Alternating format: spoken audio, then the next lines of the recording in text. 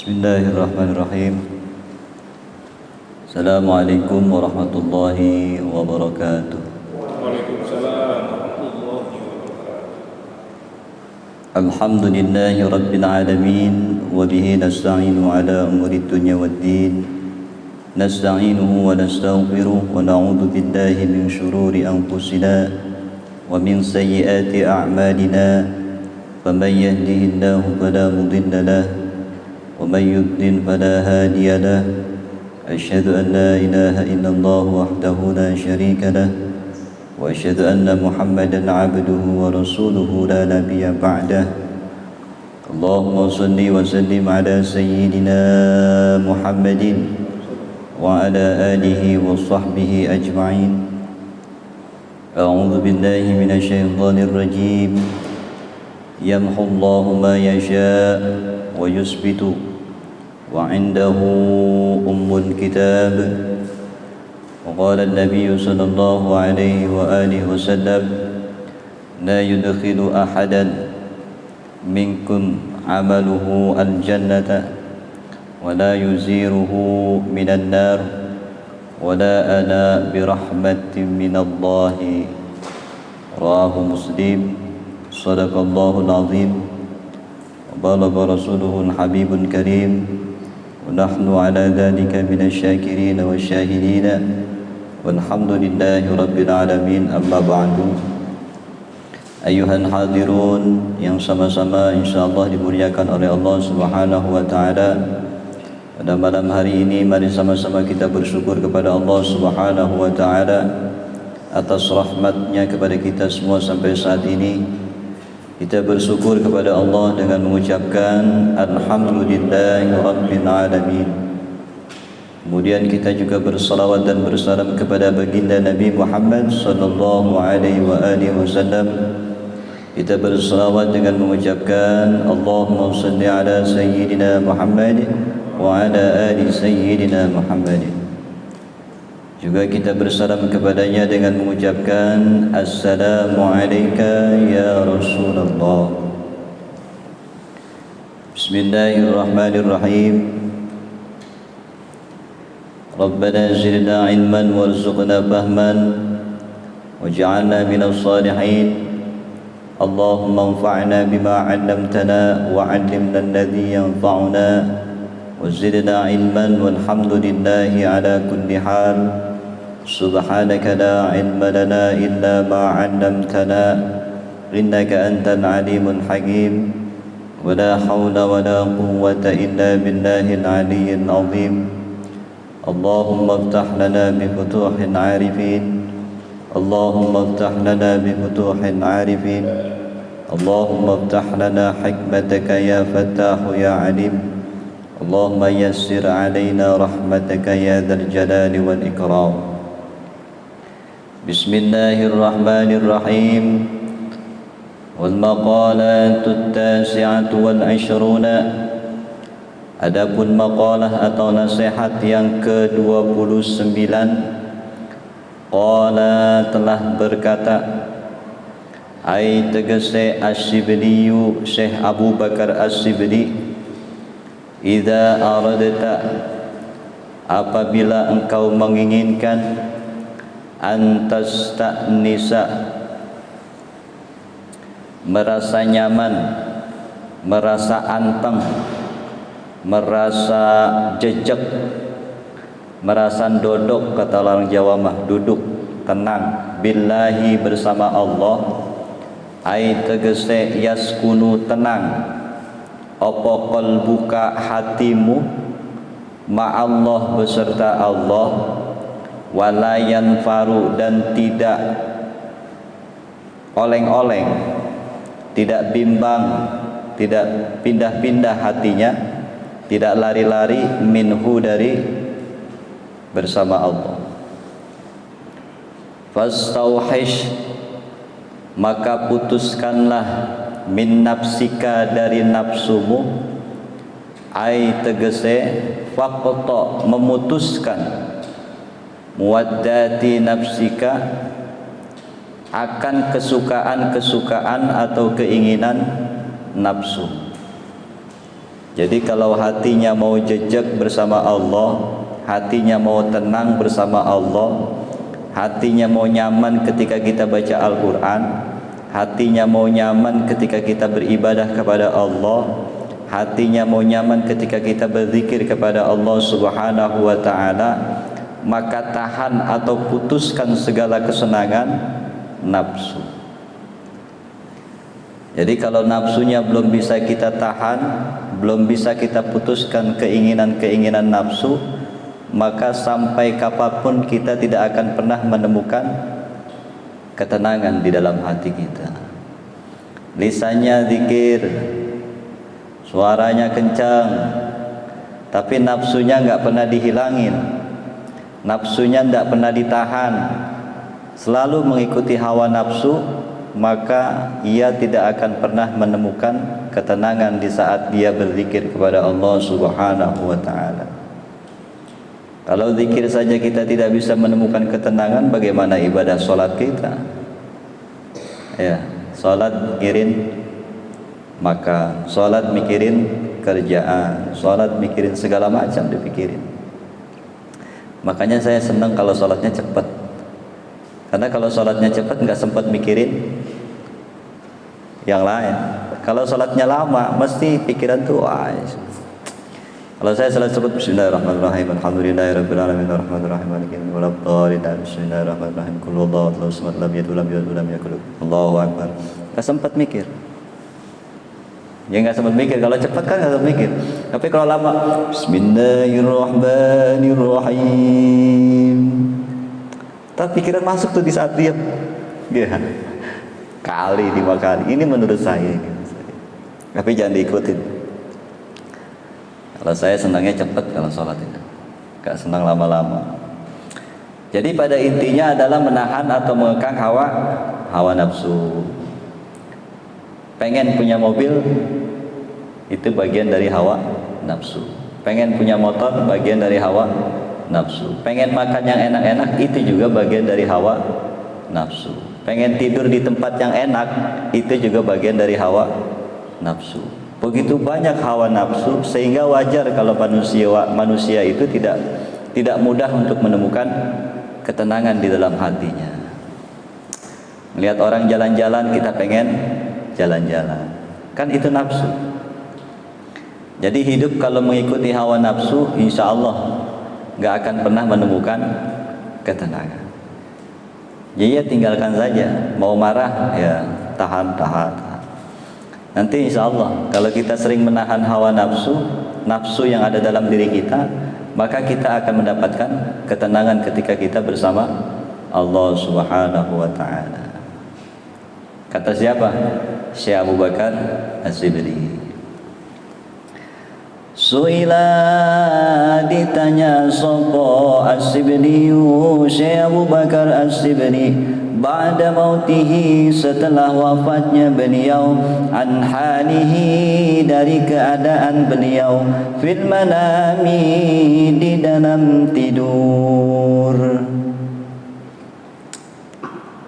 Jadi di dalam tidur seseorang. Jadi ada seseorang bermimpi bertemu dengan Syekh Abu Bakar As-Sibri. Kemudian orang itu bertanya, faqala, maka ia bertanya, qala, telah,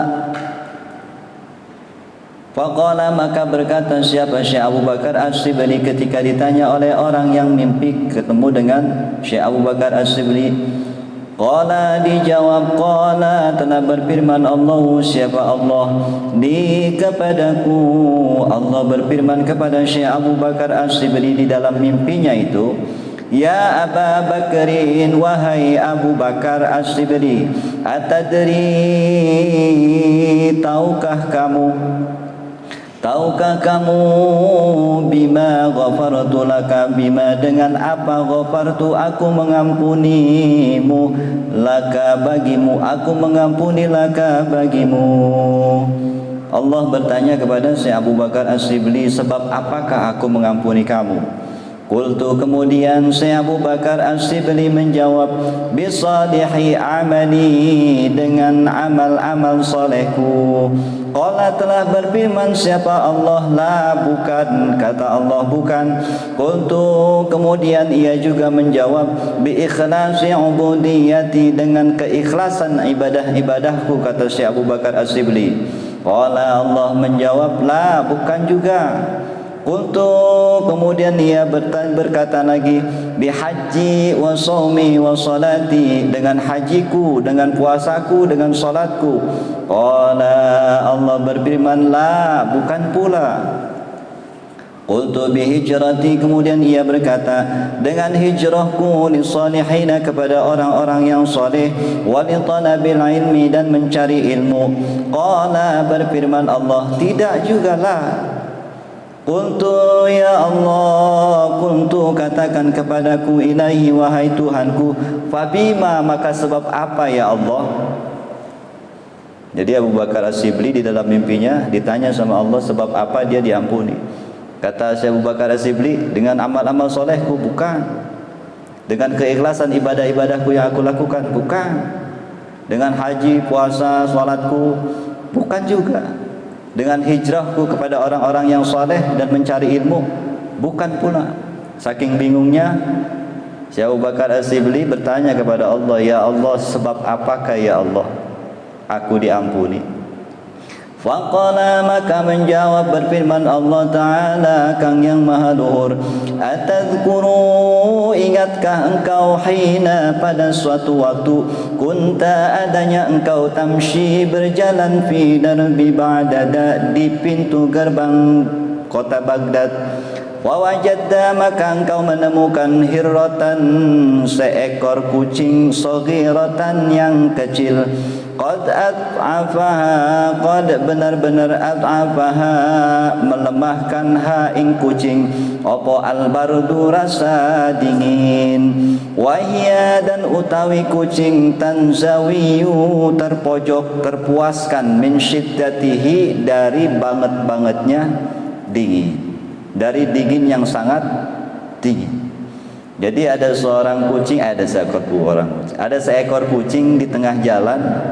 Ketika Syekh Abu Bakar As-Sibli melihatnya, saking kedinginannya, fa akhadtaha, maka mengambil Abu Bakar As-Sibli hak kepada kucing, rahmatan, dengan kasih sayangnya, laha, kepada kucing. Wa adkhaltaha, dan memasukkan kucing, fi farwa, di balik jubahnya, karena ada alaika, atas engkau, wiqayatan, untuk melindungi, laha, kepada kucing.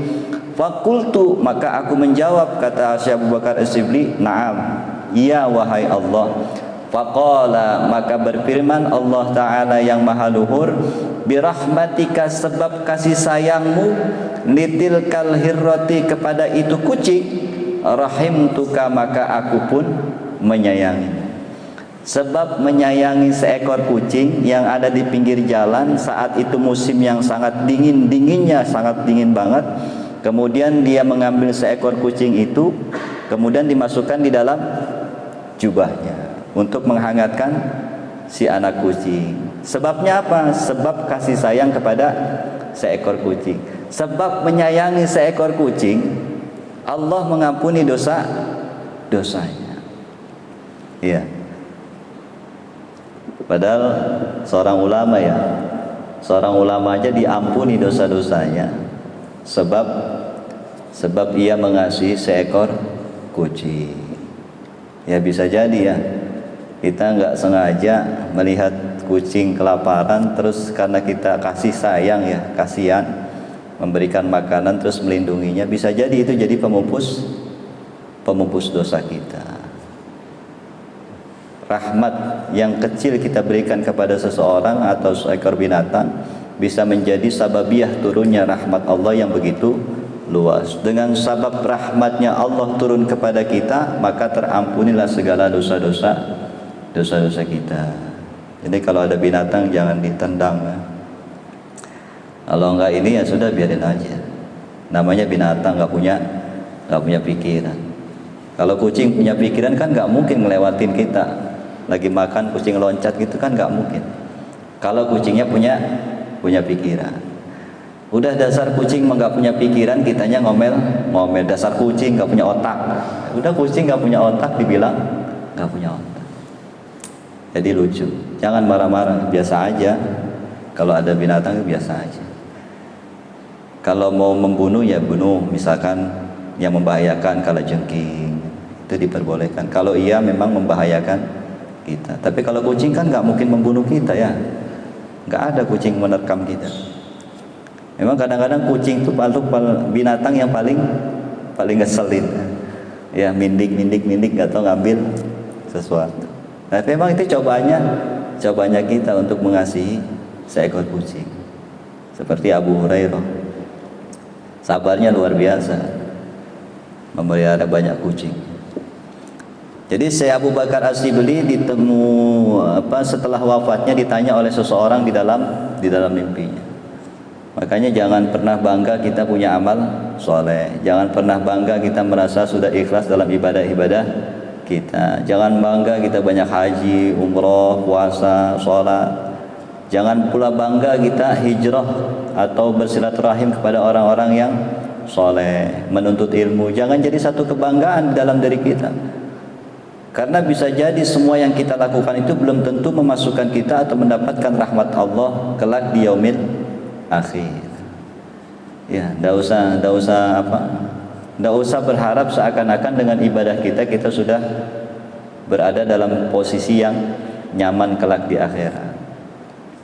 Makanya Rasulullah SAW bersabda, la yudkhilu, tidak dimasukkan ahadan seseorang minkum dari kamu sekalian amaluhu dengan amalnya al-jannata kepada surga. Jadi tidak akan masuk seseorang ke dalam surga dengan amal-amalnya, dengan perbuatannya, dengan peribadahnya, dengan kebaikannya. Itu enggak akan memasukkan seseorang ke dalam surga. Wala yujiruhu, dan tidak pula mengamankan dia minan nari dari neraka.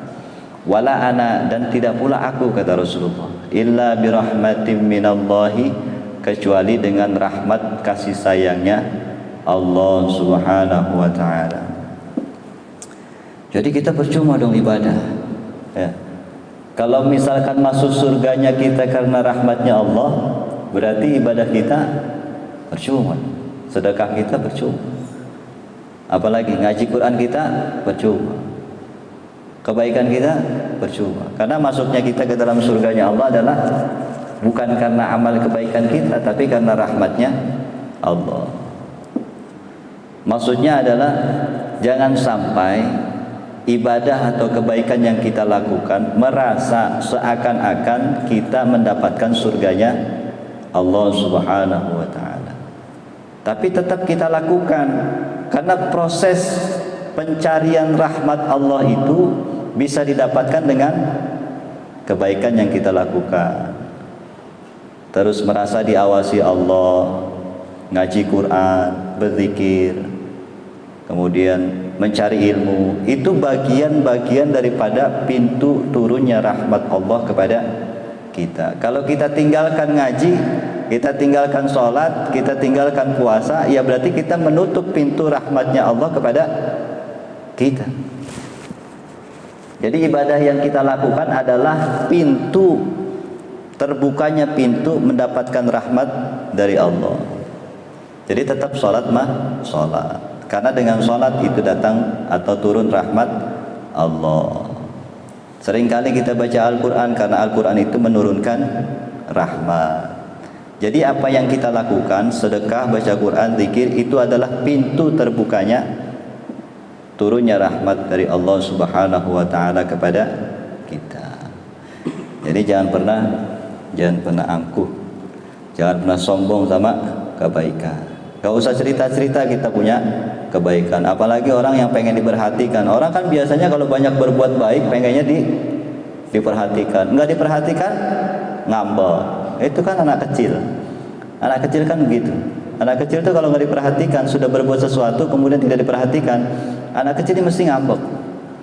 Nah kalau udah tua, umur 40 ke atas, 50 masih ngambek kan, ya berarti sifatnya masih kayak anak kecil.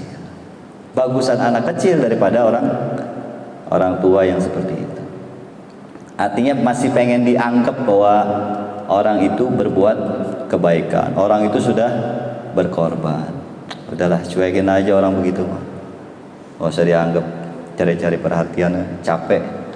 Ya, capek om, kita aja nggak diperhatiin juga masalah om. Gak ada untungnya. Yang penting kita mendapatkan perhatian dari Allah Subhanahu wa Ta'ala. Jangan sampai Allah tidak perhatikan kita, itu yang bahaya. Kalau Allah sudah nggak perhatiin kita, repot nanti kita. Mau kemana kita minta tolong selain kepada Allah? Mau kemana kita minta ampun selain kepada Allah? Nah kalau Allah sudah nggak perhatian, Allah nggak perhatian sama kita, terus kita mau kemana larinya? Mau ke saya, mau ke Pak Yadi, mau ke Pak Suada. Mau Pak Suada juga ujung-ujungnya ke Allah juga kok. Minta sama Allah, minta dikuatkan, minta nggak pengen dianggap. Ya, orang sekarang punya uang 4 miliar aja udah sombong banget. Ya, apalagi punya uang 10 miliar, rumahnya bertingkat-tingkat, udah sombongnya kemana-mana udah. Baru punya mobil Pajero tahun lama aja udah gayanya luar biasa. Ya, capek ya mikirin itu, capek. Ya Allah ya Karim, mudah-mudahan kita dilindungi dari sifat-sifat begitu ya. Dan sampai seperti itulah, anggap itu semua karunia Allah. Khawatirnya kalau Allah cabut, kita lagi kaya-kayanya, tiba-tiba dalam 1 minggu dicabut kekayaan kita oleh Allah Subhanahu wa Ta'ala. Kan repot ya. Kalau orang miskin kan gak pernah stres, karena orang miskin tidak pernah mengalami jatuh miskin. Tapi kalau orang kaya mesti mengalami jatuh miskin. Makanya saya gak tega kalau lihat orang kaya gitu tiba-tiba jadi orang susah. Itu gak tega saya. Gak teganya kenapa? Karena kebiasaan melihat orang itu hidup senang. Jadi ketika miskin kayaknya miris banget melihatnya, kasihan banget. Kalau melihat orang miskin kan enggak, biasa-biasa aja, tiap hari juga enggak punya apa-apa. Ya, kalau melihat orang miskin kan biasa-biasa aja. Dia enggak makan 1 hari makan sekali ya biasa-biasa aja. Tapi kalau ada orang kaya yang biasanya makan 3 kali, makan enak-enak, tiba-tiba jatuh miskin makannya cuma sehari sekali, kan enggak tega ya. Enggak tega. Ya, kita doakan saja semoga tetap jadi orang kaya. Tapi orang kaya yang manfaat. Sebab kasih sayang. Jadi kita ini memang tidak bisa memberikan kasih sayang secara sempurna. Seperti para wali-wali itu nggak bisa gitu. Tapi paling tidak kita berusaha untuk menjadi orang yang bisa memberikan kasih sayang walaupun hanya sedikit. Walaupun hanya sedikit. Tapi insya Allah lama kelamaan kalau itu kita amalkan, kita akan mempunyai rasa kasih sayang kepada sesama itu semakin besar. Kalau nggak dilatih ya nggak tumbuh-tumbuh. Wong nggak ditanam ya. Kasih sayang itu kan seperti buah-buahan yang ditanam. Kalau nggak ditanam-tanam itu kasih sayang di dalam diri kita ya nggak tumbuh-tumbuh. Ditanam dulu sedikit demi sedikit, akarnya baru 1. Belum kelihatan daunnya, nanti lama-lama kan tumbuh. Kalau kita terus pupuk itu rahmat di dalam hati kita, ya kan lama-lama dia berkembang, banyak cabangnya. Kemudian cabangnya itu menaungi sekitar kita. Orang jadi adem kalau ketemu kita, karena ada rahmat kasih sayang di dalam hati kita. Ya, jadi nggak usah bangga dengan ngaji kita, nggak usah bangga. Kita sering zikir, nggak usah bangga. Sebab kita bisa berzikir di sini itu juga sebab karunia dan rahmatnya Allah. Allah sayang sama kita sehingga Allah mendatangkan diri kita ke tempat-tempat yang Allah ridhoi, ke tempat-tempat di mana Allah turunkan rahmat. Semua itu karunia Allah. Semua itu rahmatnya Allah. Coba kalau Allah enggak kasih rahmat kepada kita, kita tidak bisa datang ke tempat-tempat yang mulia, tempat pengajian enggak bisa, ke masjid enggak bisa, ke tempat zikir enggak bisa. Bawaannya pengennya tidur, ngopi, nongkrong. Bagaimana Allah mau turunkan rahmat? Jadi jangan merasa sudah nyaman lah, jangan. Udah jalani aja tanpa memikirkan itu semua, biasa aja. Wal maqalatu salasuna, dan adapun maqalah yang ke-30. Qala telah berkata tegese As-Sibriyu Syekh Abu Bakar As-Sibri, lau zuqtum, andaikan jikalau engkau merasakan halawatan musrati, kelezatan berhubungan, ai tegese al-qurbi ma'allahi ta'ala, karena kedekatannya berserta Allah Ta'ala. Jadi lezatnya berhubungan itu karena dekatnya kita kepada Allah. Contoh misalnya, ini yang udah suami istri ya, yang belum suami istri ini tutup telinga. Yang belum suami istri tutup telinga. Ketika engkau merasakan kelezatan berhubungan dengan istrimu, itu dekat. Kita dekat, suami dekat dengan istri apa berjauhan dengan istri? Ketika merasakan kelezatan berhubungan dengan seorang istri, itu suaminya tidurnya di bangku apa istrinya tidur di kamar? Kira-kira merasakan nggak kelezatan berhubungan bersama istri? Kan nggak mungkin. Timbul kelezatan hubungan suami istri karena ada kedekatan. Kalau nggak dekat kan nggak mungkin kita menikmati kelezatan hubungan suami istri. Nah, seperti itulah. Saking dekatnya kita beserta Allah, maka timbul kenikmatan-kenikmatan yang kelezatannya itu luar biasa, mengalahkan segalanya. Ya. Makanya suami istri itu kalau lagi marahan segala macam, tiba-tiba malamnya berhubungan, kan lupa semuanya. Lupa marah ke tadi, habis ribut segala macam itu. Karena apa? Karena ada kedekatan antara suami dan istri, sehingga timbullah suatu kenikmatan atau kelezatan di dalam berhubungan. Maka dekatkanlah diri kita kepada Allah. Usahakan kita dekat dengan Allah, sehingga ibadah kita mengalami kelezatan, berzikir mengalami kelezatan. Enak ternyata berzikir ya, enak ternyata sholat malam, enak ternyata baca Quran, enak ternyata bersedekah, enak ternyata umroh, puasa segala macam. Karena apa? Karena sudah ada kedekatan hati kita kepada Allah Subhanahu wa taala. La arabtum, sungguh engkau akan mengetahui mararatal qati'ati, pahitnya perpisahan. Kalau kita lagi senang-senangnya sama istri, kemudian istri kita meninggal, ketika istri kita meninggalkan kita, baru bisa merasakan pahitnya ditinggal istri. Sama ketika kita dekat sama Allah, tiba-tiba putus kelezatan kita bersama Allah, itu rasanya akan pahit sekali. Makanya yang jangan diputus hubungan kita dengan Allah. Walaupun kita belum menemukan kelezatan itu, ya paling enggak dipertahankan baik-baik. Ya, dipertahankan agar tidak putus hubungan kita bersama Allah Subhanahu wa taala. Ai tegese al-bu'du jauh anhu, dari Allah Ta'ala yang maha luhur. Fa innahu, maka sesungguhnya jauhnya seorang hamba kepada Allah, azabun azimun, itu menjadi siksa yang paling gede. Jadi siksa Allah yang paling besar adalah jauhnya manusia kepada Allah Subhanahu wa taala. Kalau kita jauh dari harta kekayaan, tidak masalah. Kita jauh dari pangkat yang tinggi, tidak masalah.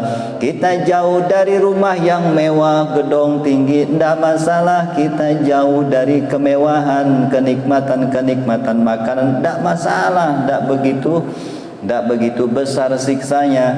Tapi yang paling besar siksa manusia adalah jauhnya seseorang kepada Allah subhanahu wa ta'ala. Kalau kita sudah jauh dari Allah, bagaimana Allah turunkan rahmat kepada kita, bagaimana Allah turunkan maghfirah kepada kita, bagaimana Allah turunkan keberkahan di dalam hidup kita. Inda ahlillahi ta'ala, di sisi ahliya Allah subhanahu wa ta'ala. Jadi kalau kita miskin jauh dari kekayaan, jangan merasa itu adalah sebuah siksa. Karena sebuah siksa adalah jauhnya kita kepada Allah. Ya Allah, kalau udah jauh gimana? Susah. Siksa yang paling besar adalah ketika Allah menjauhi kita. Sebab manusia pula yang menjauhi Allah. Kalau kita menjauhi Allah, ya Allah pula menjauh dari kita. Kalau kita sudah jauh dari Allah, gimana Allah mau turunkan pertolongan kepada kita? Wa kana lan ono min du'ai, saking pira-pira doane Kanjeng Nabi, Allahumma rzuqni, wahai Allah rzuqni, rizkikanni kepadaku, ladzatan nazri ila wajhika, kenikmatan, kelezatan saat memandang kepada wajahmu, al-karimi yang mulia, wasyauqa, dan tumbuhkanlah rasa kerinduan ila liqaika, kepada pertemuan kepadamu. Itu doanya Kanjeng Nabi. Allahumma rzuqni ladzatan nadri ila wajhikal karim, wasyauqa ila liqaik. Amin. Doa ya, doa. Ntar ditulis doanya di WA. Kalau udah hafal dibaca setiap habis sholat. Doanya ini doanya Kanjeng Nabi. Makanya Kanjeng Nabi mengajarkan doa-doa itu, doa-doa yang luar biasa. Ya Allah, rizkikan kepadaku ya Allah ladzatin nadri ila wajhika, lezatnya kenikmatan saat memandang wajahmu wahai Allah, al-karimi yang maha mulia, wasyauqa, dan tumbuhkanlah kerinduan di dalam hati kami ila liqaika, atas pertemuan denganmu. Ya. Jadi jangan merasa nyaman. Jangan merasa cukup dengan ibadah yang kita lakukan, karena tidak akan pernah memasukkan ke dalam surga berdasarkan amal-amal yang kita perbuat. Kalau amalnya cuma 20 tahun buat bayar kenikmatan Allah, kan nggak cukup.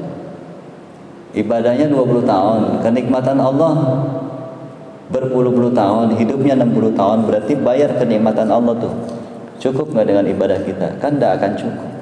Makanya di dalam kitab Tambihul Qabilin ada sebuah kisah seorang yang hidup di atas bukit. Bukitnya itu adanya di tengah laut, tapi Allah tumbuhkan satu pohon delima dan Allah berikan mata air sebesar jari manusia. Jadi satu mata air dengan satu pohon delima, umurnya 500 tahun. Setiap hari ibadah, dia mandi dari mata air, dia minum dari mata air, kemudian makan dia dari pohon delima. Setiap hari pohon delima tumbuh satu untuk dia makan. Sholat terus sampai umur 500 tahun. Kemudian dia berdoa, ya Allah, matikan aku dalam keadaan sujud. Kemudian dikabulkan sama Allah Subhanahu wa taala, dia mati dalam keadaan sujud. Kemudian dibangkitkan pula dalam keadaan sujud kepada Allah. Terus dihadapkanlah kepada Allah, wahai malaikat, masukkan dia ke dalam surga dengan rahmatku, kata Allah. Kemudian si orang ini bilang, ya Allah, aku nggak mau masuk surga karena rahmat-Mu. Aku mau masuk surga karena amal ibadah. Kemudian dipanggil lagi malaikat, tolong masukkan dia ke dalam surga dengan rahmat. Tetap menolak, nggak mau ya Allah. Sampai 3 kali Allah bilang masukkan dia ke dalam surga, tetap dia menolak. Ya sudah, kamu hitung amal ibadahnya. Itu malaikat hitung amal ibadahnya berapa banyak, 500 tahun dikali sekian. Kemudian tolong bayar nikmat-nikmat yang telah aku berikan kepadanya. Nikmat sehat, nikmat mata, nikmat lisan, segala semacamnya. Ternyata enggak cukup. Terus ditanya, sebab apa kamu diciptakan di dunia? Sebab rahmat-Mu ya Allah. Sebab apa engkau bisa ibadah kepadaku? Sebab rahmat-Mu ya Allah. Sebab apa engkau bisa berbuat kebajikan? Sebab rahmat-Mu ya Allah. Lalu kenapa kamu minta masuk surga? Dengan amal-amal ibadahmu, amal ibadahmu aja nggak cukup buat bayar kenikmatan. Ya Allah, malaikat itu masukin ke dalam neraka. Begitu masuk ke dalam neraka, ya Allah, tunggu. Ya, masukkan aku ke dalam surga dengan rahmat-Mu. Wong ibadah 500 tahun. Hidupnya di bukit, di satu bukit, yang di bukit itu tidak ada orang. Jadi kerjanya hanya ibadah. Yang 500 tahun saja ibadahnya itu tidak bisa membayar nikmat-nikmat yang Allah berikan. Tidak bisa memasukkan dia ke dalam surga. Apalagi kita. Benar enggak? Yang 500 tahun mengandalkan amal ibadahnya selama 500 tahun tidak bisa memasukkan dirinya ke dalam surga. Apalagi kita. Kita kan banyak enggak ibadahnya daripada ibadahnya. Ketemu orang, ngomongin orang, dosa lagi. Iya, udah salat subuh, pagi-pagi minum bercanda-bercanda, nyinggung orang, dosa lagi. Terus ke pasar, ternyata ngeliat orang senang, kita kok susah, ngeluh, dosa lagi. Banyakan dosanya daripada ibadahnya. Udah gitu ngarep pengen masuk surga, ngimpi. Yang 500 tahun ibadah saja tidak ketemu orang, itu tidak bisa membayarnya masuk ke dalam surga. Jadi berharaplah kepada Allah setiap kali berdoa, ya Allah, rahmati kami, rahmati keluarga kami, rahmati anak cucu kami. Insya Allah nanti diturunkan rahmat oleh Allah Subhanahu wa ta'ala. Karena dengan rahmat itulah anak-anak kita menjadi baik, anak-anak kita dimudahkan segala urusannya, pekerjaan kita dimudahkan segala halangan-halangannya dihindarkan oleh Allah Subhanahu wa ta'ala. Berdoa sama Allah, ya Allah, rahmati kami, rahmati pekerjaan kami, rahmati anak-anak kami, rahmati tetangga-tetangga kami, supaya tetangga-tetangganya jadi aman, nyaman, enak kan. Kalau nyaman, aman kan enak. Semuanya adalah karena rahmat Allah Subhanahu wa ta'ala. Tapi jangan lupa kita juga menebar kasih sayang kepada sesama. Udah biarin aja, orang nyinggung kita, udah biarin aja lah. Nggak usah dijawab. Teman yang baik itu nggak butuh penjelasan. Ya, teman yang baik, teman yang tidak membutuhkan penjelasan. Tapi kalau lawan, sebanyak apapun penjelasan yang kita keluarkan, tidak akan pernah percaya. Ya. Jadi nggak usah repot-repot menjelaskan siapa diri kamu, siapa diri kita, nggak usah. Pada yang penting kita diam, ngopi, ngerokok, dah selesai, aman. Malam Senin ngaji. Ada sempat waktu luang, baca Quran, berzikir kepada Allah Subhanahu wa ta'ala. Mudah-mudahan manfaat, khususnya buat saya pribadi, dan mudah-mudahan kita yang hadir di sini selalu dalam lindungan Allah Subhanahu wa ta'ala, selalu diberikan hidayah oleh Allah Subhanahu wa ta'ala, diberikan kekuatan lahir dan batin untuk melaksanakan kebaikan-kebaikan. Dan mudah-mudahan kita doakan kepada para alim ulama, khususnya pengarang kitab Syekh Muhammad Nawawi Al-Bantani, Syekh Ahmad Syihabuddin Ibnu Hajar Al-Asqalani. Mudah-mudahan beliau ditinggikan derajatnya oleh Allah Subhanahu wa ta'ala, dan mudah-mudahan ilmunya bermanfaat buat kita semua, sehingga kita bisa menjalankan sedikitnya nasihat-nasihat kebaikan dalam kehidupan kita, Kita doakan kepada orang tua kita yang sudah wafat, mudah-mudahan Allah ampunkan segala dosa-dosanya. Allah tempatkan di tempat surganya Allah Subhanahu wa taala. Allah lapangkan alam kuburnya, Allah berikan rahmat kasih sayang di alam kuburnya.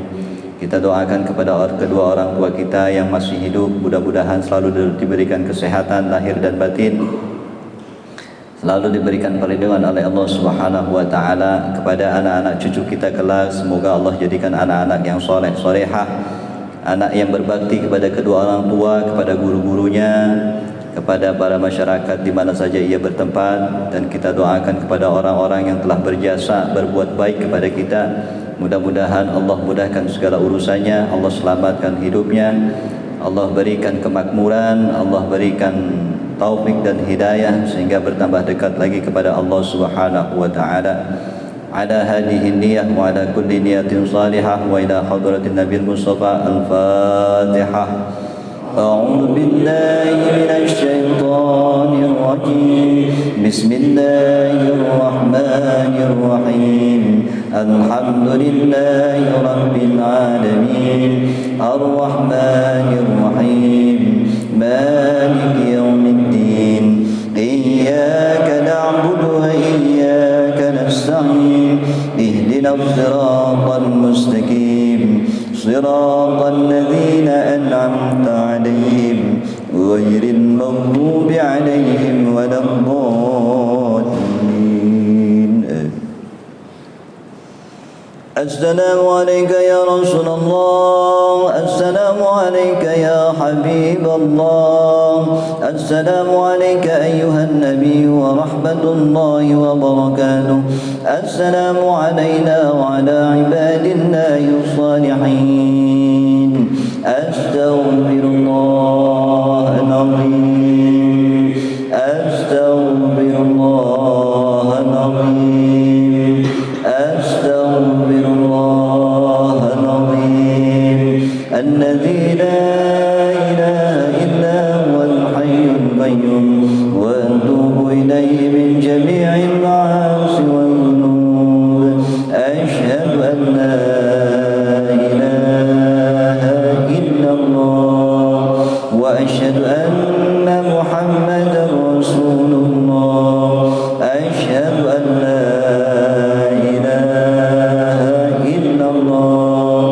وأشهد أن محمدا رسول الله. أشهد أن لا إله إلا الله وأشهد أن محمدا رسول الله.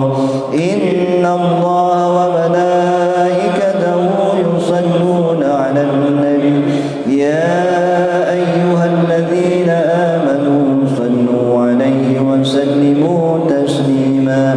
اللهم صل على سيدنا محمد وعلى آل سيدنا محمد.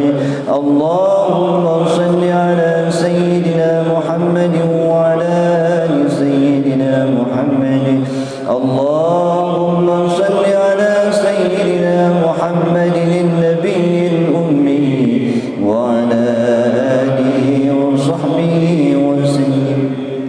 أعوذ بالله من الشيطان الرجيم. بسم الله الرحمن الرحيم. لا حول النبي المصطفى حبيبنا وشفيعنا ولد محمد بن عبد الله صلى الله عليه وسلم وعلى آله وأصحابه وأزواجه وذريته ولمن دخل البيت الكرام أجمعين. شهد الله لهم الفاتحة. أعوذ بالله من الشيطان الرجيم. بسم الله الرحمن الرحيم. الحمد لله رب العالمين. الرحمن الرحيم. مالك يوم الدين. إياك نعبد وإياك نستعين. اهدنا الصراط المستقيم. صراط الذين أنعمت عليهم غير المغضوب عليهم ولا الضالين. سبحان الرحيم والمهدي والأكبر من الأنبياء والمرسلين والملائكة المقربين والكروبين والشهداء والصالحين ولكل وصف كل سبحان الرحيم بن آدم وبن حواء ومن تنزل يوم الدين سبحان أحد نبي الله سليمان وابن داود عليه السلام سبحان أحد نبي الله خير عليه السلام سبحان جابر الملكان سبحان أحد سيدنا لقمان الحكم سبحان أحد سيدنا جبريل السامكان واستسرى بن إسرائيل عليه السلام سيد الله لهم الفاتحة.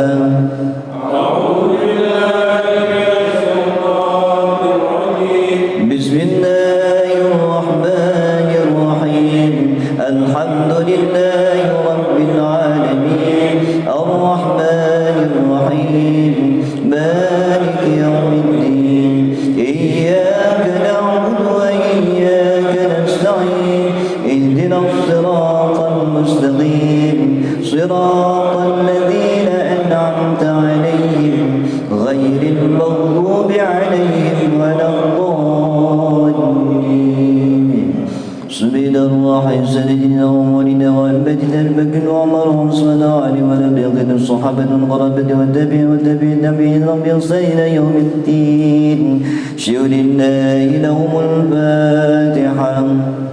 أعوذ بالله من الشيطان الرجيم. بسم الله الرحمن الرحيم الحمد لله رب العالمين الرحمن الرحيم مالك يوم الدين إياك نعبد وإياك نستعين اهدنا الصراط المستقيم صراط الذين أنعمت عليهم غير المغضوب عليهم ولا الضالين.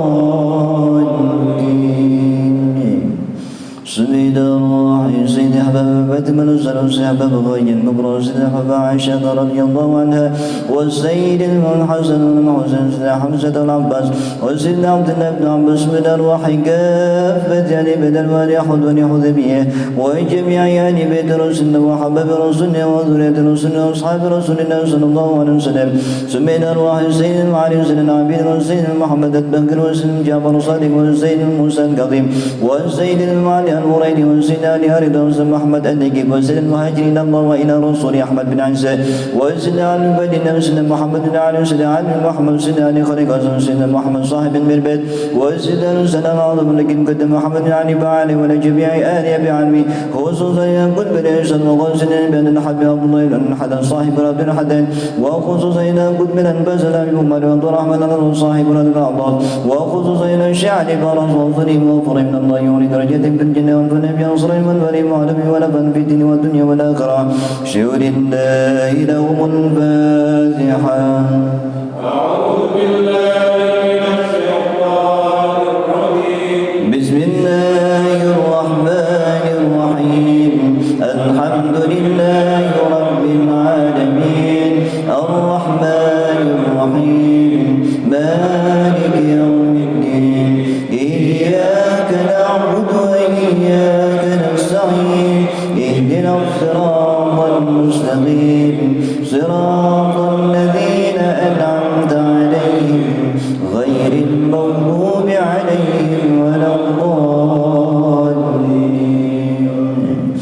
سبحان الله يمين المجدين المغرب في الدين والعلماء العامل والقضاء المخلص والتفسير والمحدث وسائر السادة الصوفية المحققين. سبحان أرواح كل ولي ولية ومسلم ومسلمة المشرق الأرض مغاير. سبحان أرواح أهل السلسلة القادرية ونقصبندية وجميع أهل طرق الوصول إلى قطب العالمين وقاصد أعظم السيد الشيخ عبد القادر الجيلاني في البعددي قدس الله سره وسيد بن القاسم قالت وسيد مرب الخي وسيد سر الصغات وسيد حبيب العجمي وسيد حسن الباطن وسيد جعفر الصادق وسيد يوسف الهمداني وسيد أبي يزيد المصطفى وسيد بهاول الأنب السباني وحضر من رباني وسيد المكرم كي عبد الله مبارك بن الحمد وسيد المكرم كي عبد الله بن وفد بن عارف كي عبد الله مبارك رضي الله عنهم وانظرهم وانظرهم وآل سلسلة والآخرين عنهم. شيء لله لهم الفاتحة. أعوذ بالله من الشيطان الرجيم. بسم الله الرحمن الرحيم الحمد لله رب العالمين العالمين الرحمن الرحيم مالك يوم الدين إياك نعبد وإياك نستعين اهدنا الصراط المستقيم صراط الذين أنعمت عليهم غير المغضوب عليهم ولا الضالين بسم الله الرحمن الرحيم عندنا من شرك الأرض دواء بسم الله الرحيم سيم سمر كندي بدن تبان كرسي سيج بدن كلام ترى ورم جبر سيج سمكر مغلق جان سيج كبي كرم جدي شربان سيج شريف هيات الله سلام كجربان سلام كري جان سلام كوريا سلام كوريا سلام بن سلام كلام سلام كري سلام الشيخ مولانا مالك إبراهيم ردن بدن جد باك سيد جان شربان شريف مدين كلام جدي سيدنا يسلم شربان سيج بغرن شكرا بغرن مسلم شربان سيج بيدي لين شربان سيج سكي شربان يوسكان شربان Prabu yang santang Guna-guna semuhiri Nabi pamijan dan sikwalaya Syekh Iman pangeran boros salat Panjarul kami syawrat Subhanarrahim Muhammad gaji meruzki Wa usulun gaji meruzki Abdurrahim gaji meruzki Bagang cerban Muhammad senang cerban Bamuqaim senang cerban Barti senang cerban Ki akhlas sarat Ibn gaji cerban Babu dabban cerban Subhanan Syekh bin Muhammad bin Umar An-Nawawi Syekh Tanggerang Syekh Syekh Qur'an Syekh Qur'an Mangan Purwajah Syekh Abdullah Assalamualaikum warahmatullahi wabarakatuh Bamuntaha warahmatullahi Syekh Abdurrahman Syekh Qur'an yang Qur'an Sabu berbas Syekh Abdurrahman Syed Abdurrahman Segab Bangkum dengan Baghdad sebagai dan Amerikan Bahasim Jawahari dan Negara Bersebang Quran Pegadongan Bamat Basri Jikono Kudus Pangeran Benoh Pangarip Pemenang Jawa Tengah Pangeran Pati Sampun Pangeran Pemenang Jawa Bandur Wadang Sangga Moga Pemenang Jawa Tengah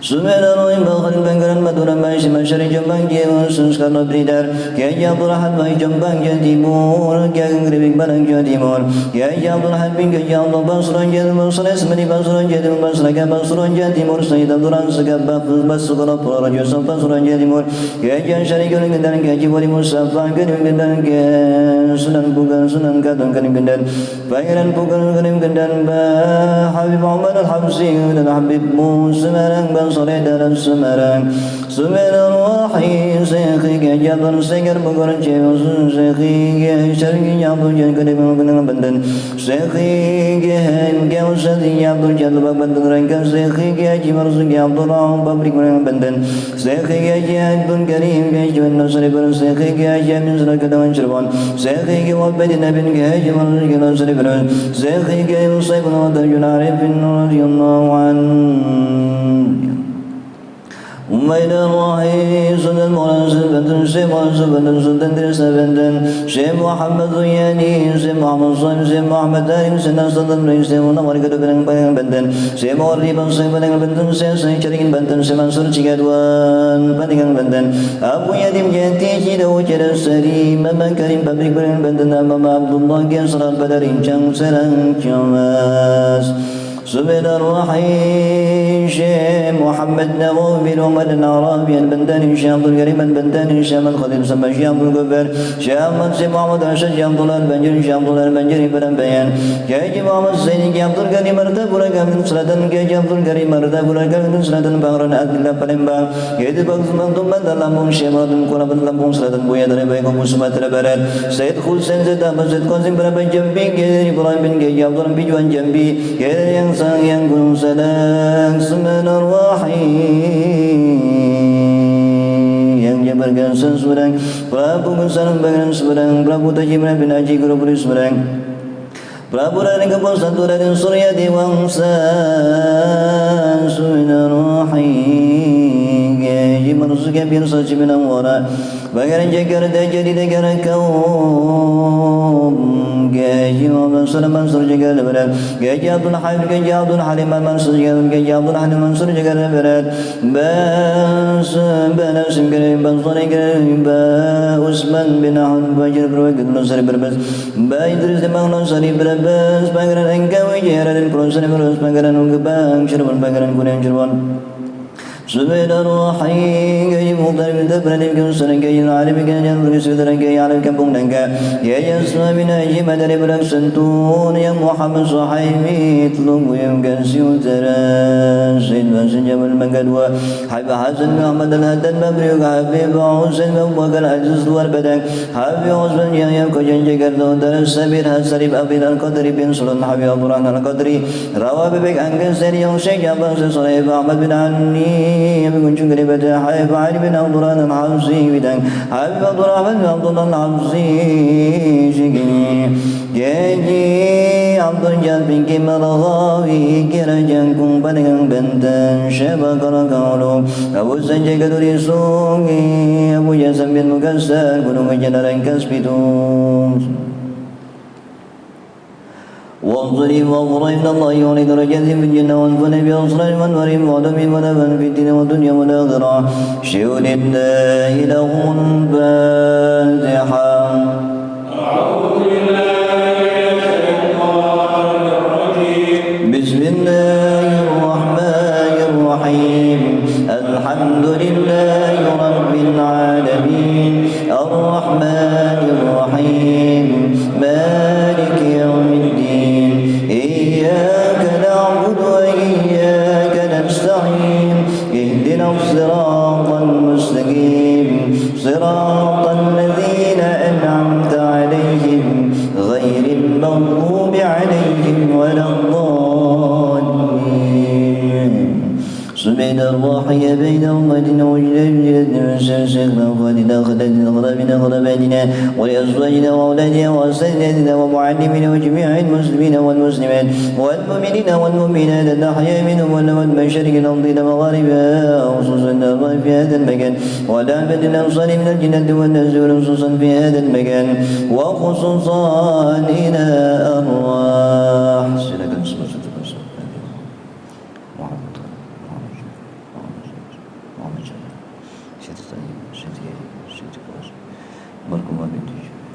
سيدي أربيا حجي يوسف حجي ياسمين كان جاسم سنشا حدي بجا شاكم شاسم أدى الله يوم شهد الله له الفاتحة أعوذ بالله من الشيطان الرجيم بسم الله الرحمن الرحيم الحمد لله رب العالمين الرحمن الرحيم مالك يوم الدين إياك نعبد وإياك نستعين اهدنا الصراط المستقيم صراط الذين أنعمت عليهم غير المغضوب عليهم ولا الضالين تقبل الله منا ومنكم تقبل يا كريم أعوذ بالله من الشيطان الرجيم بسم الله الرحمن الرحيم ياسين والقرآن الحكيم إنك لمن المرسلين على صراط مستقيم تنزيل العزيز الرحيم لتنذر قوما ما أنذر آباؤهم فهم غافلون لقد حق القول على أكثرهم فهم لا يؤمنون إنا جعلنا في أعناقهم أغلالا فهي إلى الأذقان فهم مقمحون وجعلنا من بين أيديهم سدا ومن خلفهم سدا فغشيناهم فهم لا يبصرون وسواء عليهم أأنذرتهم أم لم تنذرهم لا يؤمنون إنما تنذر من اتبع الذكر وخشي الرحمن بالغيب فبشره بمغفرة وأجر كريم إنا نحن نحيي الموتى ونكتب ما قدموا وآثارهم وكل شيء أحصيناه في إمام مبين واضرب لهم مثلا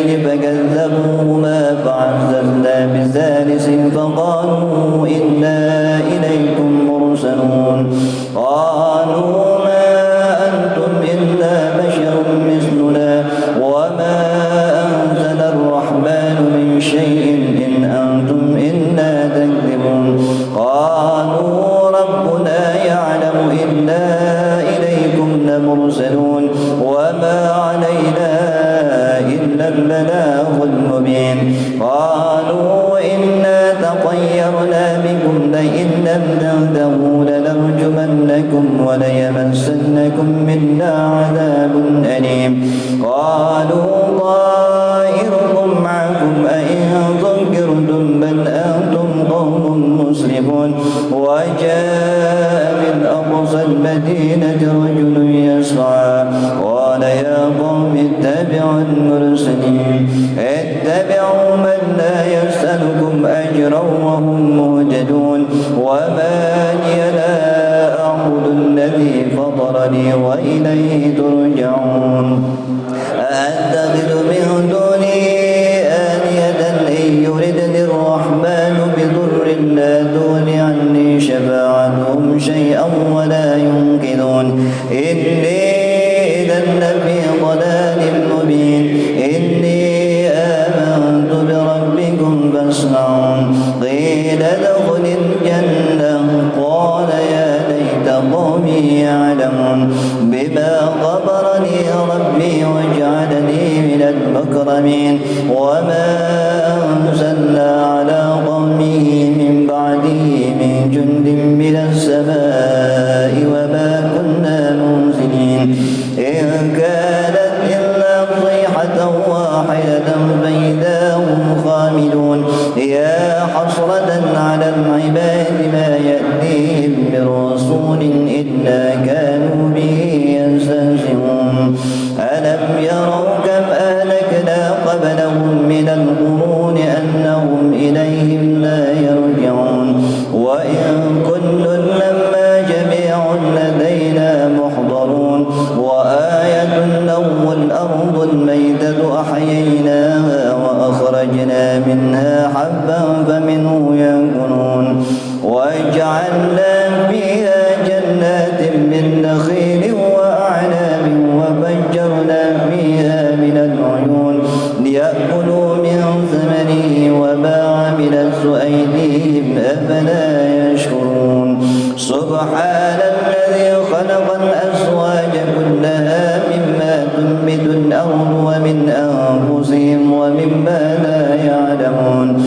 وآية لهم الليل نسلخ منه النهار فإذا هم مظلمون والشمس تجري لمستقر لها ذلك تقدير العزيز العليم والقمر قدرناه منازل حتى عاد كالعرجون القديم لا الشمس ينبغي لها أن تدرك القمر ولا الليل سابق النهار وكل في فلك يسبحون وآية لهم أنا حملنا ذريتهم في الفلك المشحون وخلقنا لهم من مثله ما يركبون وإن نشأ نغرقهم فلا صريخ لهم ولا هم ينقذون إلا رحمة منا ومتاعا إلى حين وإذا قيل لهم اتقوا ما بين أيديكم وما خلفكم لعلكم ترحمون وما تأتيهم من آية من آيات ربهم إلا كانوا عنها معرضين وإذا قيل لهم أنفقوا مما رزقكم الله قال الذين كفروا للذين آمنوا أنطعم من لو يشاء الله أطعمه إن أنتم إلا في ضلال مبين ويقولون متى هذا الوعد إن كنتم صادقين ما ينظرون إلا صيحة واحدة تأخذهم وهم يخصمون فلا يستطيعون توصية ولا إلى أهلهم يرجعون ونفخ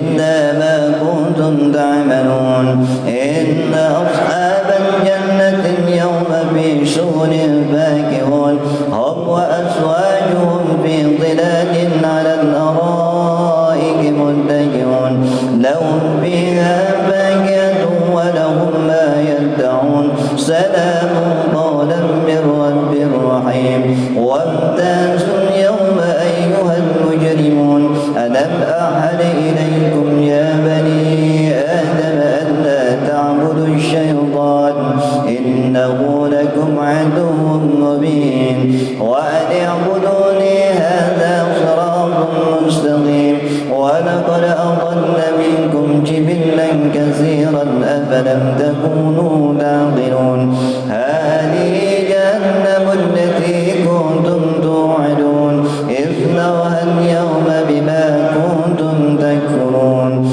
اليوم نختم على أفواههم وتكلمنا أيديهم وتشهد أرجلهم بما كانوا يكسبون ولو نشاء لطمسنا على أعينهم فاستبقوا الصراط فأنى يبصرون ولو نشاء لمسخناهم على مكانتهم فما استطاعوا مضيا ولا يرجعون ومن نعمره ننكس في الخلق أفلا يعقلون وما علمناه الشعر ما ينبغي له إن هو إلا ذكر وقرآن مبين لينذر من كان حيا ويحق القول على الكافرين أولم يروا أنا خلقنا لهم مما عملت أيدينا أنعاما فهم لها مالكون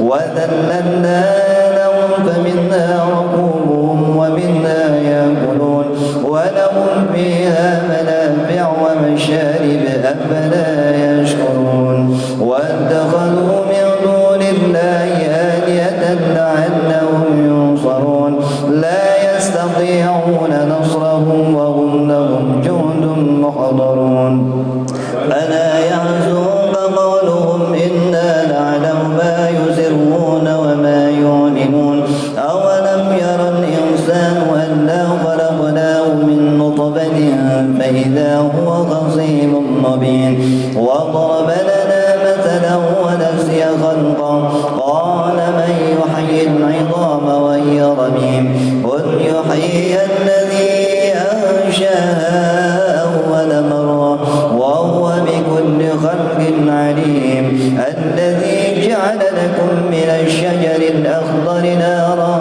فإذا أنتم منه توقدون أوليس الذي خلق السماوات والأرض بقادر على أن يخلق مثلهم بلى وهو الخلاق العليم إنما أمره إذا أراد شيئا أن يقول له كن فيكون إنما أمره إذا أراد شيئا أن يقول له كن فيكون إنما أمره إذا أراد شيئا أن يقول له كن فيكون وسبحان الذي بيده ملكوت كل شيء وإليه ترجعون صدق الله العظيم بسم الله الرحمن الرحيم الله لا إله إلا هو الحي القيوم لا تأخذه سنة ولا نوم له ما في السماوات وما في الأرض من ذا الذي يشفع عنده إلا بإذنه يعلم ما بين أيديهم وما خلفهم ولا يحيطون بشيء من علمه إلا بما شاء وسع كرسيه السماوات والأرض ولا يؤوده حفظهما وهو العلي العظيم لله ما في السماوات وما في الأرض وإن تبدوا ما في أنفسكم أو تخفوه يحاسبكم به الله فيغفر لمن يشاء ويعذب من يشاء والله على كل شيء قدير. آمن الرسول بما أنزل إليه من ربه والمؤمنون كل آمن بالله وملائكته وكتبه ورسله لا نفرق بين أحد من رسله وقالوا سمعنا وأطعنا غفرانك ربنا وإليك النصير. لا يكلف الله نفسا إلا وسعها لها ما كسبت وعليها ما اكتسبت ربنا لا تؤاخذنا إن نسينا أو أخطأنا ربنا ولا تحمل علينا إصرا كما حملته على الذين من قبلنا ربنا ولا تحملنا ما لا طاقة لنا به واعف عنا واغفر لنا وارحمنا أنت مولانا فانصرنا على القوم الكافرين. لا إله إلا الله وحده لا شريك له له الملك وله الحمد يحيي ويميت وهو على كل شيء قدير. لا إله إلا الله وحده لا شريك له له الملك وله الحمد يحيي ويميت وهو على كل شيء قدير. لا إله إلا الله وحده لا شريك له له الملك وله الحمد يحيي ويميت وهو على كل شيء قدير. سبحان الله والحمد لله ولا إله إلا الله والله أكبر. سبحان الله والحمد لله ولا إله إلا الله والله أكبر. سبحان الله والحمد لله ولا إله إلا الله والله أكبر. سبحان الله وبحمده سبحان الله العظيم. سبحان الله وبحمده سبحان الله العظيم. سبحان الله وبحمده سبحان الله العظيم. ربنا اغفر لنا وتب علينا إنك أنت التواب الرحيم. ربنا اغفر لنا وتب علينا إنك أنت التواب الرحيم. ربنا اغفر لنا وتب علينا إنك أنت التواب الرحيم. اللهم صل على محمد اللهم صل عليه وسلم. اللهم صل على محمد اللهم صل عليه وسلم. اللهم صل على محمد اللهم صل عليه وسلم. أعوذ بكلمات الله التامات من شر ما خلق. أعوذ بكلمات الله التامات من شر ما خلق. أعوذ بكلمات الله التامات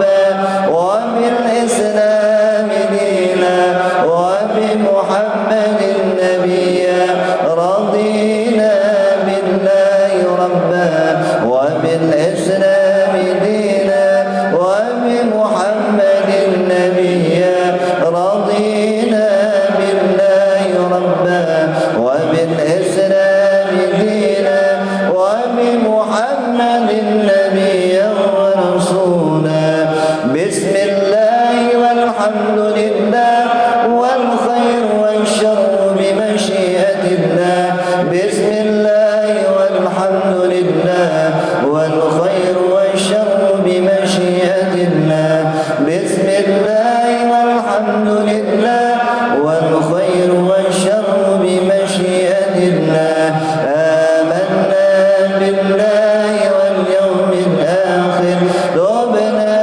إلى الله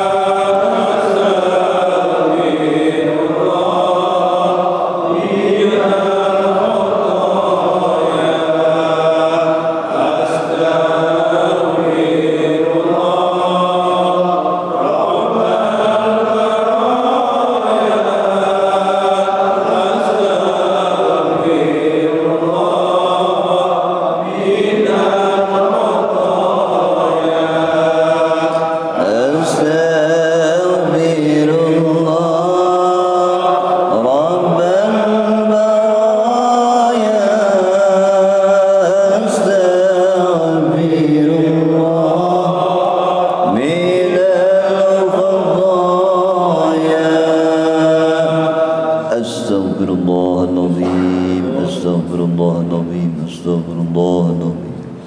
Ilahi anta maqsudi wa ridhaka matlubi, a'tini mahabbataka wa ma'rifah. La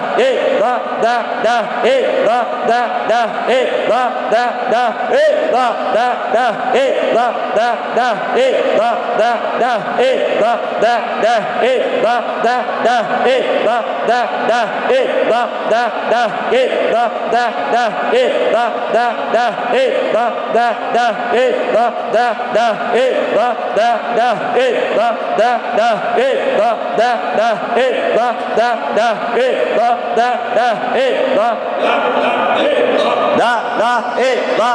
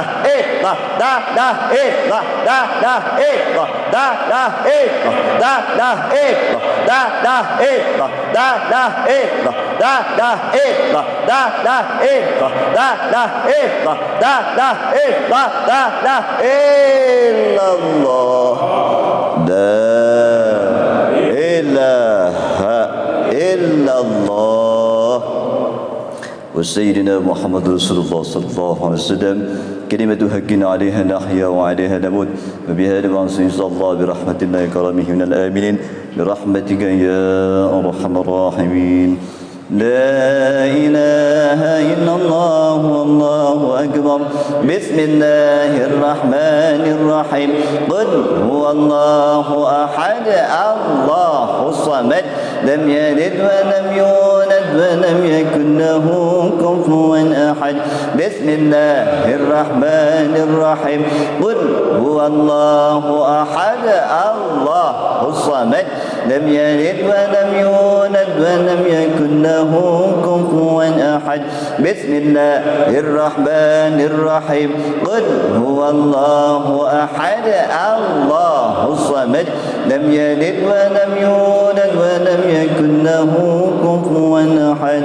لا إله إلا الله والله أكبر. بسم الله الرحمن الرحيم. قل أعوذ برب الفلق من شر ما خلق ومن شر غاسق إذا وقب ومن شر النفاثات في العقد ومن شر حاسد إذا حسد. لا إله إلا الله والله أكبر. بسم الله الرحمن الرحيم. قل أعوذ برب الناس ملك الناس إله الناس من شر الوسواس الخناس الذي يوسوس في صدور الناس من الجنة والناس. لا إله إلا الله والله أكبر. بسم الله الرحمن الرحيم. الحمد لله رب العالمين الرحمن الرحيم مالك يوم الدين. إياك نعبد وإياك نستعين. اهدنا الصراط المستقيم صراط الذين أنعمت عليهم غير المغضوب عليهم ولا الضالين.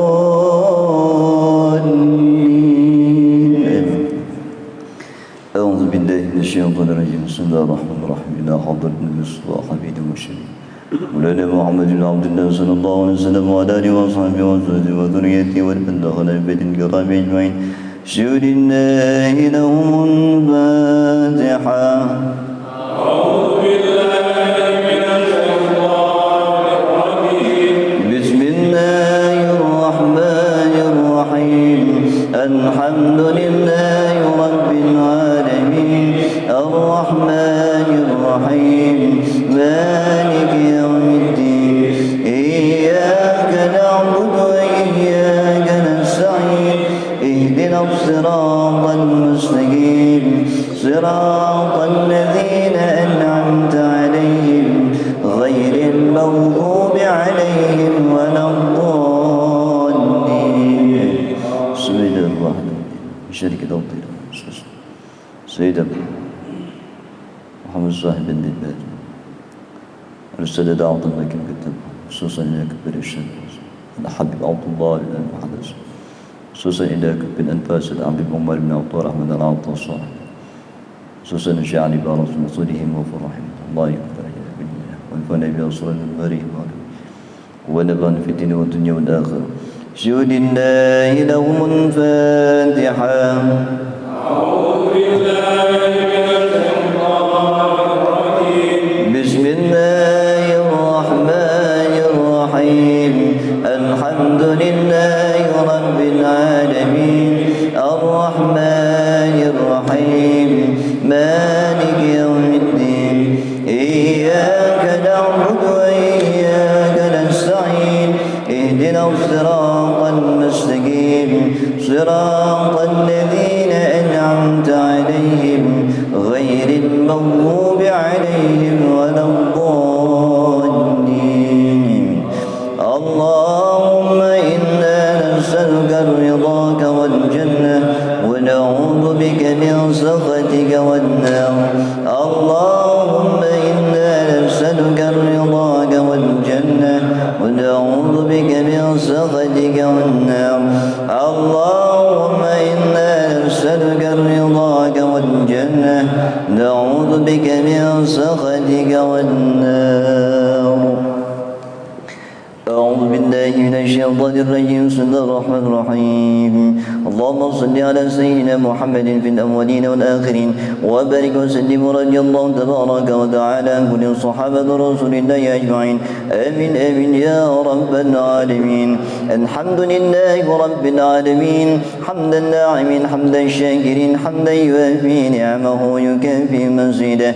يا ربنا لك الحمد كما ينبغي لجلال وجهك الكريم وعظيم سلطانك. اللهم صل على سيدنا محمد وعلى آل سيدنا محمد صلاة تنجنا بها من جميع الأهوال والنافات وتقضي لنا بها جميع الحاجات وتطهرنا بها من جميع السيئات وترفعنا بها عندك على الدرجات وتبلغنا بها أقصى الغايات من جميع الخيرات في الحياة وبعد الممات إنك سميع قريب مجيب الدعوات. ويا قاضي الحاجات ويا دافع البليات ويا شافي الأمراض اللهم اغفر لنا ذنوبنا ولوالدينا وارحمهم كما ربونا صغارا ولأزواجنا وأولادنا وأساتذتنا ومعلمنا وجميع المسلمين والمسلمات والمؤمنين والمؤمنات الأحياء منهم والأموات من مشارق الأرض إلى مغاربها ومن يمينها إلى شمالها خصوصا إلى أرواح في هذا المكان وعلى عباد الله الصالحين من الجنة والناس كلهم أجمعين. ربنا اغفر لنا ولإخواننا الذين سبقونا بالإيمان ولا تجعل في قلوبنا غلا للذين آمنوا ربنا إنك رؤوف رحيم. اللهم اغفر لهم وارحمهم وعافهم واعف عنهم. اللهم اجعل قبرهم روضة من رياض الجنان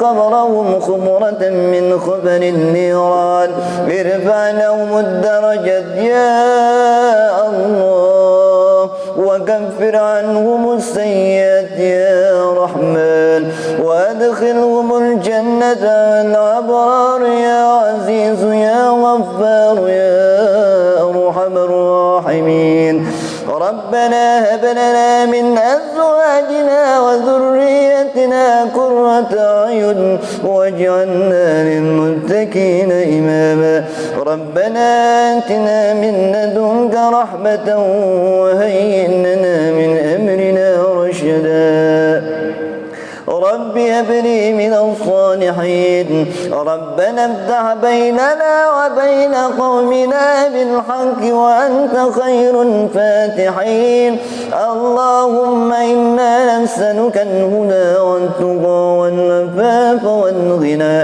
اللهم إنا نسألك حسن الخاتمة ونعوذ بك من سوء الخاتمة ربنا ظلمنا أنفسنا وإن لم تغفر لنا وترحمنا لنكونن من الخاسرين لا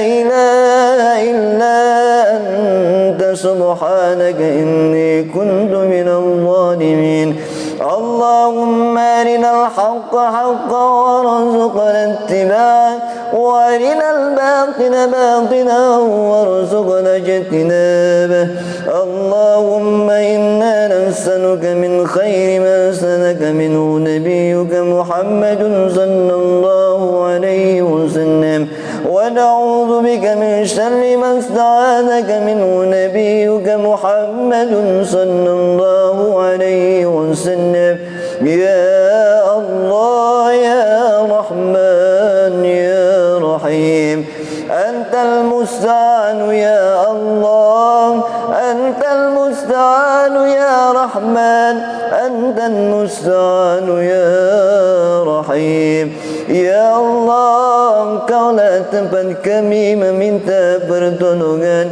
Ya Allah hanya Engkau yang mampu menolong kami semua Ya Allah Ya Allah tolonglah kami Tolonglah keluarga kami Tolonglah saudara-saudara kami Ya Allah Wabil khusus jamaah Riyadus Salikin yang malam hari ini hadir Ya Allah Ya Allah tolonglah kami, tolonglah bangsa kami Indonesia Ya Allah tolonglah rakyat Indonesia Ya Allah ya Arhamar Rahimin Wa alaikal balagh wa la hawla wa la quwwata illa billahil aliyyil azim اللهم ذي السلطان العظيم وذي المن القديم وذي الوجه الكريم ولي الكلمات التامات والدعوات المستجابة يقين الحسن والحسين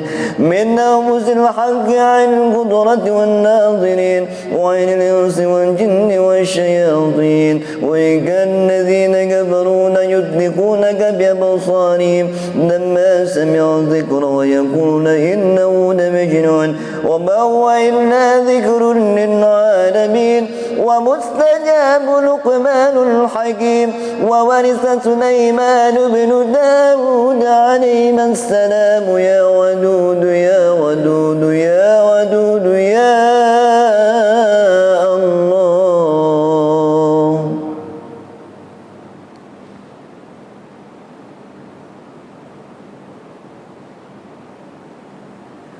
يا الله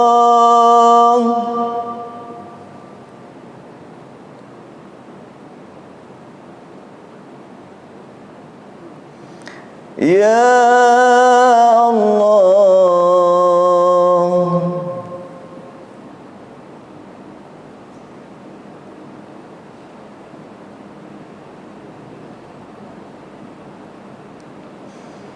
يا ذا العرش المجيد يا فعال لما يريد طول عمرنا panjangkan dan berkahkan umur kami ya Allah ya Allah panjangkan dan berkahkan umur istri dan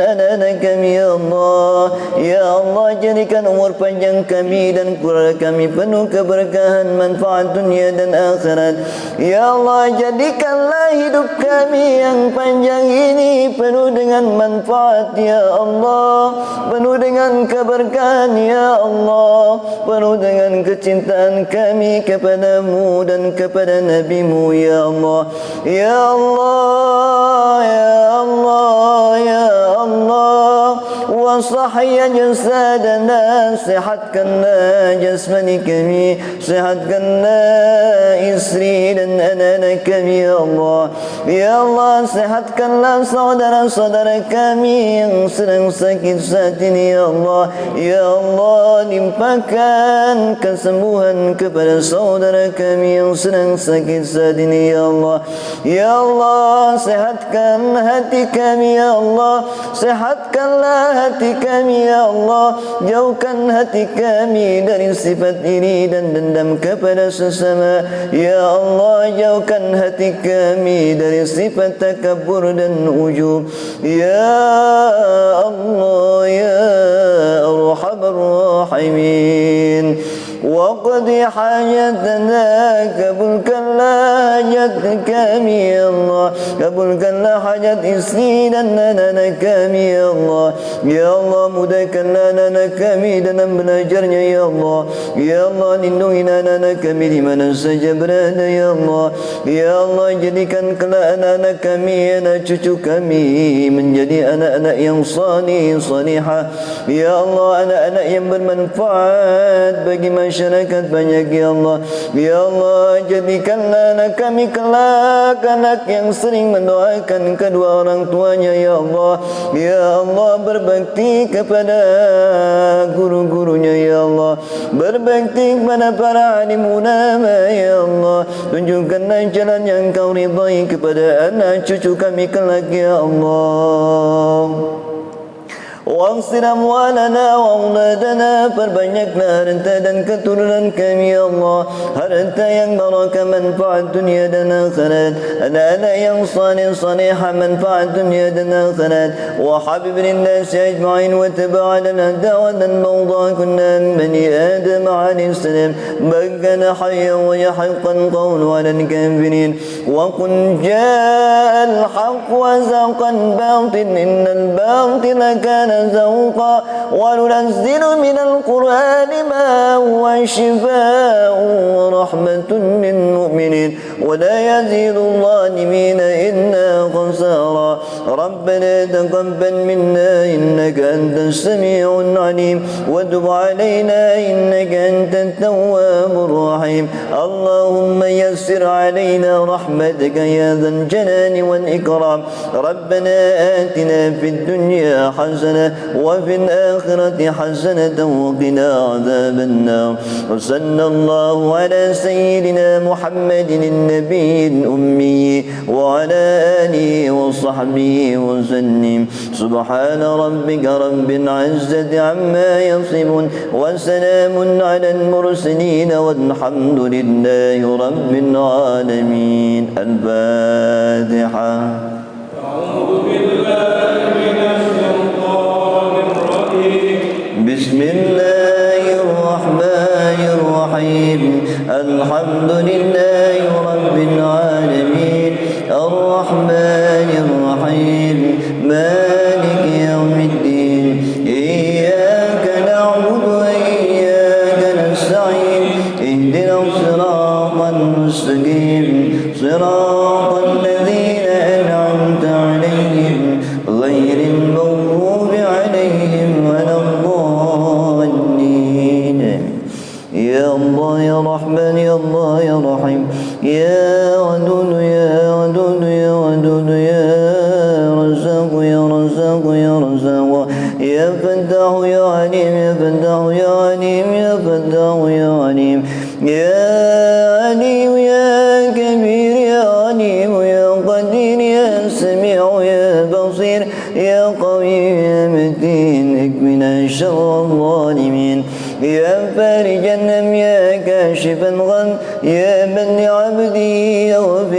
ارحم. اللهم مصرف القلوب صرف قلوبنا على طاعتك. Ya muqalliban qulub, wahai zat yang maha bolak-balikan hati, sabbit qulubana ala dinik, kuatkanlah hati kami dalam agamamu ya Allah. Da'wahum fiha subhanak, tahiyyatuhum fiha salam, wa akhiru da'wana wa da'wahum alhamdulillahi rabbil alamin. Ya Nabi salam alaika, ya Rasul salam alaika, ya Habib alaika,